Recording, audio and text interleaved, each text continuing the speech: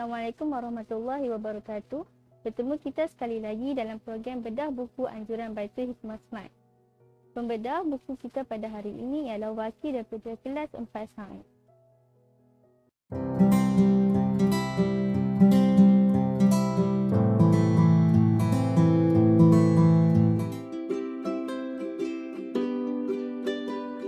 Assalamualaikum warahmatullahi wabarakatuh. Ana akan review sebuah buku yang bertajuk Lembaran Juzuk Cinta.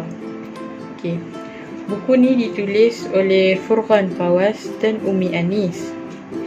Diterbitkan oleh Sentak Press Sendirian Berhad pada tahun 2020 dan buku ni mempunyai 281 muka surat.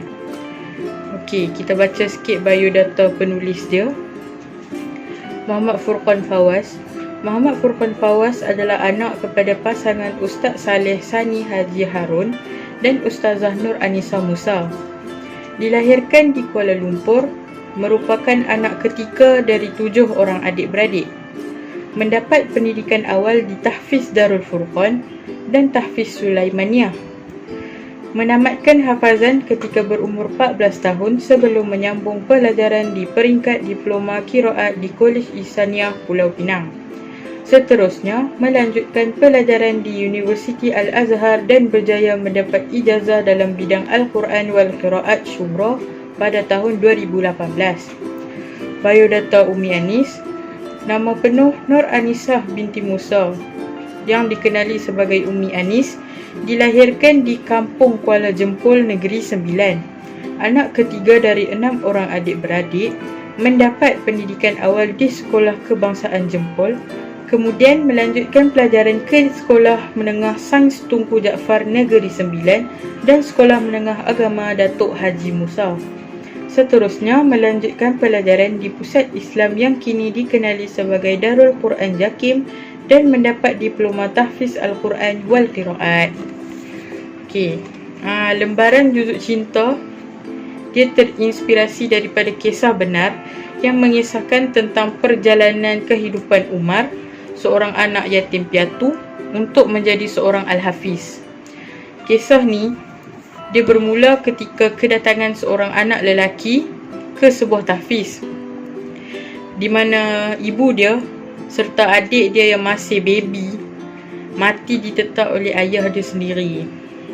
Umar telah menyaksikan kejadian ini dengan mata dia sendiri dan menyebabkan trauma kepada dirinya sendiri kerana dia juga turut dikejar oleh ayahnya menggunakan parang. Kemudian keluarga Umar membawa Umar ke pusat tahfiz yang dikelolakan oleh Ustaz Farid dan isterinya Ustazah Hayati. Ustazah Hayati telah menceritakan kepada Ustazah Insyirah, ustazah yang mengajar dekat tahfiz tu, tentang kejadian yang berlaku kepada Umar. Ustazah Hayati dia minta kepada Ustazah Insyirah untuk membimbing Umar untuk menghafal Al-Quran kerana Al-Quran mampu menyembuhkan dan menguatkan jiwa serta kehidupan Umar. Ustazah Insyirah dia telah membawa Umar ke rumahnya setelah dia berbincang dengan suami dia untuk ambil Umar sebagai anak angkat. Lepas tu Ustazah Insyirah ni dia ada 2 orang anak lelaki, seorang anak perempuan. Anak lelaki seorang nama Aiman, panggil Along. Seorang lagi nama dia Amin. Yang perempuan pula nama dia Aisyah. Lepas tu bila Umar dah sampai kat rumah Ustazah Insyirah ni, suami dia dengan anak-anak dia buat surprise untuk menyambut kedatangan Umar ke rumah mereka.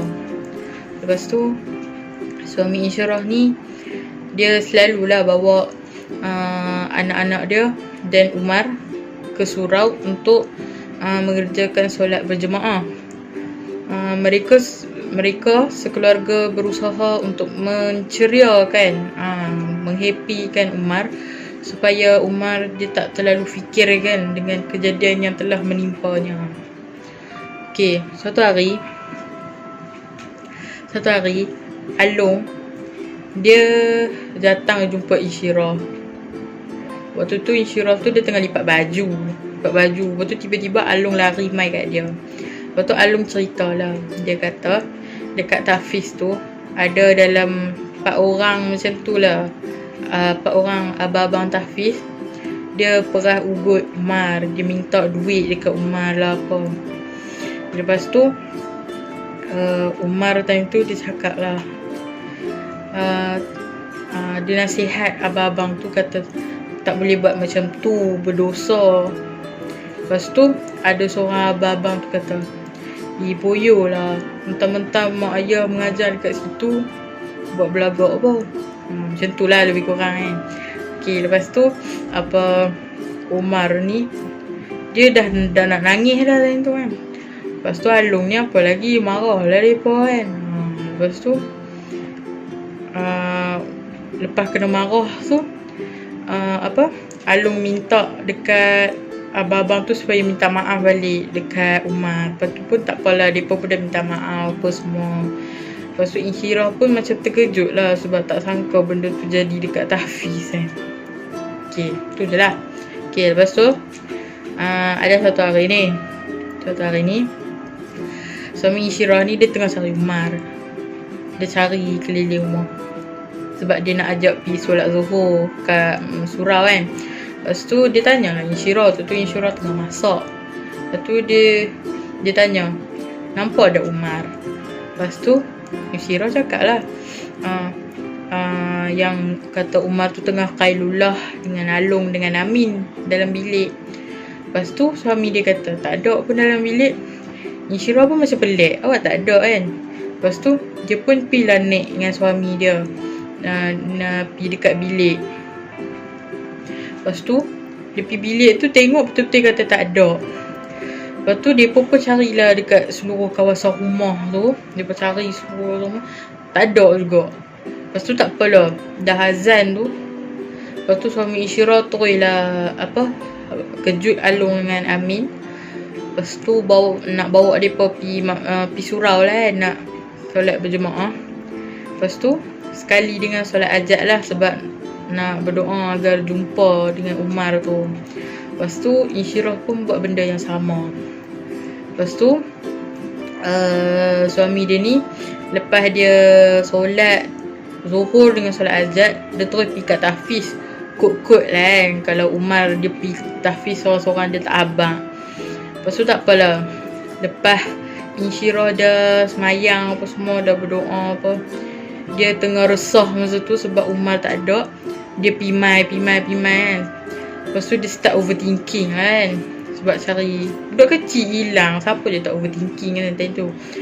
Lepas tu dia overthinking, dia ingat Umar ni kena culik lah, lepas tu kena potong tangan je, dia pun minta sedekah lah. Lepas tu dia tersedar daripada lamunan dia terus beristighfar dan berdoa, Rabbi Yassir wala tu'assir. Selang beberapa minit lepas tu suami dia dengan anak-anak dia balik. Lepas tu suami dia habaq lah kan dekat Insyirah ni, kata Umar tak ada dekat tahfiz. Lepas tu apa lagi, Insyirah tu makin risau lah kan. Okay, lepas tu Insyirah ni dia pergi dekat dapur. Lepas tu dia pimai depan belakang kiri kanan. Dia duduk terfikir kat mana lagi dia tak cari Umar. Lepas tu dia tiba-tiba mai idea tu mai kat kepala dia, kata bawah katil. Dia tak tengok pun bawah katil. Lepas tu dia terus pergi dekat bilik tu. Dia usah bawah katil tu ada Umar bawah tu. Umar tengah tidur kat bawah tu sambil berlinangan air mata. Lepas tu tak apalah, Insyirah pun macam bersyukur lah kan, dah jumpa Umar sampai semput-semput. Okay. Lepas tu malam tu Alung dengan Amin dia pun makan sekali lah dengan mak ayah mereka kan, sekali dengan Aisyah. Umar tak ada kan tu, Umar tengah rehat masa tu. Lepas tu Insyirah tanyalah dekat Alung dengan Amin ni, apa yang jadi, kenapa Umar tidur dekat bawah katil. Lepas tu Alung ni pun cerita. Dia pun cerita kata time tu dia pun tengah main Power Rangers dengan pedang-pedang kan, lawan-lawan pedang-pedang macam tu. Lepas tu dia pun kali-kali belakang tengok Umar dah hilang. Time tu barulah Insyirah tahu, kata time tu mungkin Umar dia teringat balik kejadian yang berlaku waktu sebelum dia masuk tahfiz tu, yang meragut nyawa mak dia dengan adik dia. Okay, lepas tu kita skip. Ni dah 6 bulan lah Umar duduk dekat rumah Insyirah. Lepas tu macam-macam memori dah dia buat, gelak ketawa, gurau senda, tangis rajuk Umar tu, dia dah mewarnai kehidupan mereka. Lepas tu ada satu masa tu di luar pengetahuan Insyirah, Umar ni dia belajar naik basikal kan. Basikal tu dia pinjam daripada tukang kebun dekat tahfiz. Tapi besar lah basikal tu, dia tu dah kecil je, tapi dia naik juga kan. Lepas tu Umar naik basikal tu, dihilang kawalan. Lepas tu dia terjatuh dalam parit dekat tepi pagar tahfiz. Lepas tu kepala dia terantuk dekat batu kat dalam longkang tu. Nasib baik lah time tu dekat longkang dalam tu dia tak ada air kan, tak tenggelam lagi, tak ada dah lepas tu. Okey, lepas tu yang tukang kebun ni, dia ambil lah Umar tu, dia bawa pergi dekat rumah Insyirah. Insyirah pun macam terkejut lah tengok pesepa buat dengan Umar yang berdarah-darah kepala dia tu kan. Lepas tu time tu kenalah bawa pergi klinik kan. Tak pun yelah, tak pun hospital ke apa, takkan nak biar lah. Tapi time tu suami Insyirah tak ada, dia pergi Kuala Lumpur dengan Ustaz Farid. Lepas tu yang Insyirah ni dia dah lah baru dapat lesen kan. Dia pun terpaksa lah beranikan diri dia nak bawa kereta tu.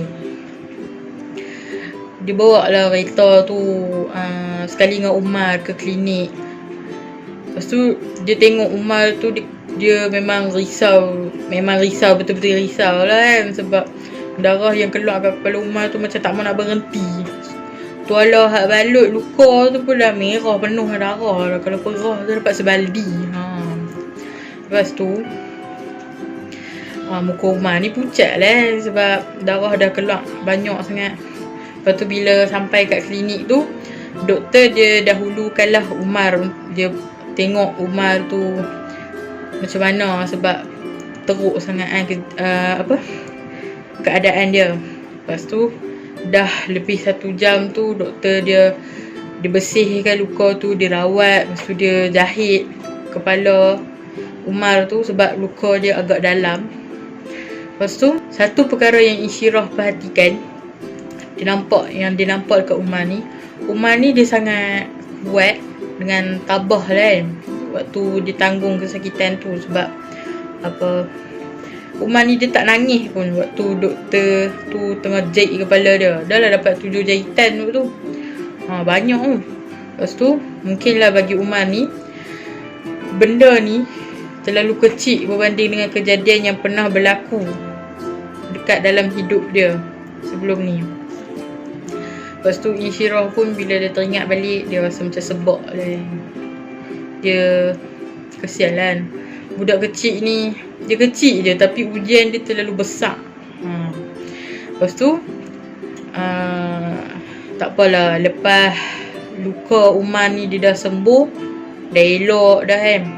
Suami Insyirah ni dia belilah basikal. Dia hadiahkan Umar basikal yang comel, yang sesuai lah untuk Umar. Yang kecil lah, yang elok dengan Umar tu. Lepas tu yang paling happy Alung dengan Amin lah kan, sebab dia pun dapat basikal baru. Tak apalah.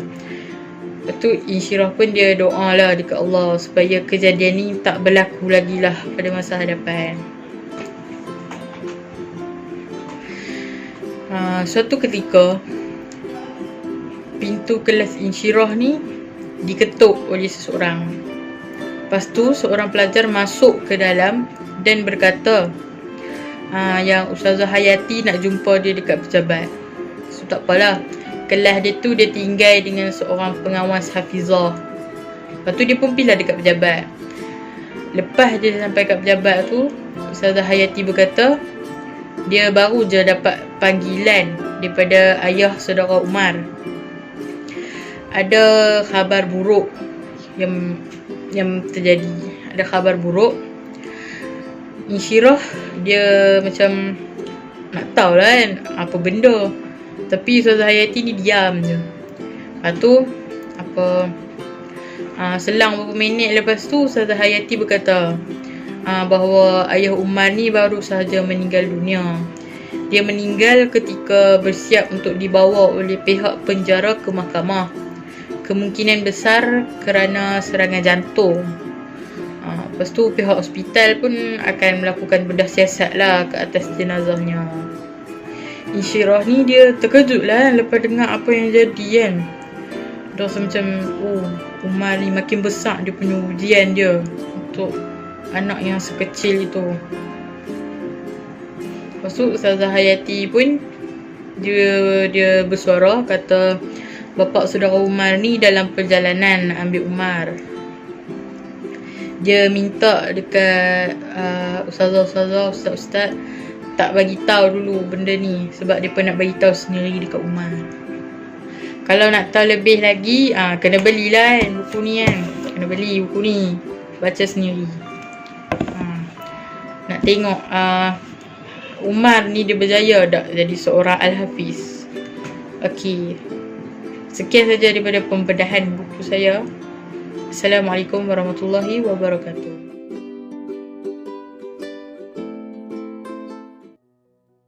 Terima kasih diucapkan kepada wakil daripada kelas 4 kerana membedah buku yang amat menarik sekali sebentar tadi. Sampai di sini saja program kita pada hari ini. Diharapkan agar semua murid terhibur dan mendapat manfaat daripada pembedahan buku sebentar tadi. Sekian, terima kasih.